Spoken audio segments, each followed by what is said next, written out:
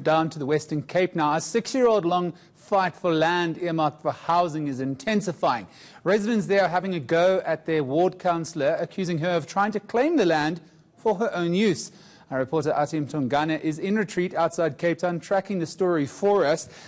Take us into your conference now, Ati. I believe these protesters are heading towards the voter registration centre in retreat in the hopes of having their voices, their concerns heard.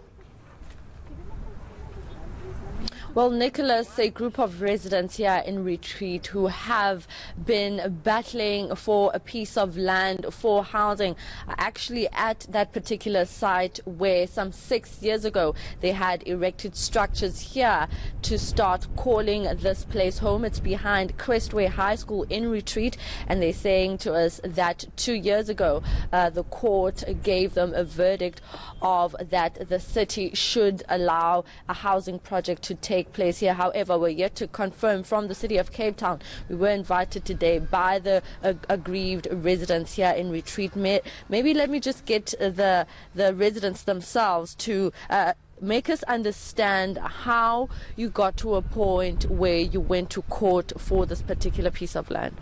Yeah, I think the people were fed up itself, you know, the community, the backyard dwellers were fed up of paying a lot of rent and all this stuff and being threatened of being evicted from their houses where they're staying.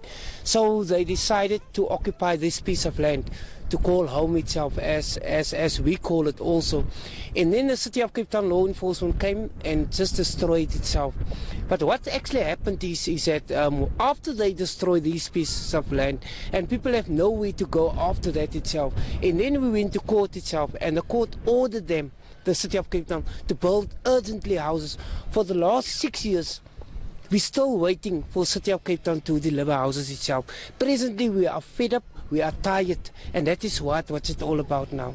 Were you going to march to voting registration venues today? Did you vote? What impact is the slow pace of service delivery affecting? How is it affecting your willingness to go vote? Yeah, we intend going to Delta High School because there is one of the huge voting station itself that will take place at 2 o'clock this afternoon.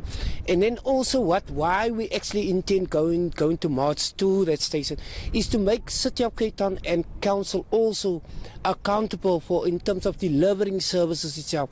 Now they come afterwards explaining to us or telling us this is what they're going to do, that is what they're going to do, that is what they're going to do.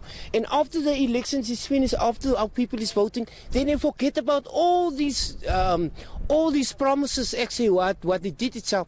And especially in the retreat, housing and unemployment is a major issue in the retreat, not just in the retreat, but in the whole City of Cape Town itself, especially in amongst the so-called coloured communities itself. And we are tired.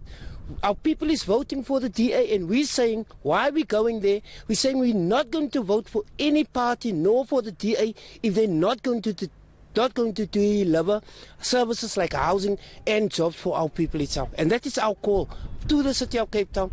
And we're saying we are tired. We're not going to stop here. We're going to proceed after this, and there we're going to take it itself. Thank you so much. So these residents, Nicholas, saying that they will be marching to a nearby voter registration venue to go make their voices heard, saying that politicians do not deliver after begging them for their votes during the election period. And now they're saying they want houses for them where they used to live some 6 years ago here on this piece of land in retreat. Thank you very much for that. Ati Mtongane live from the Western Cape.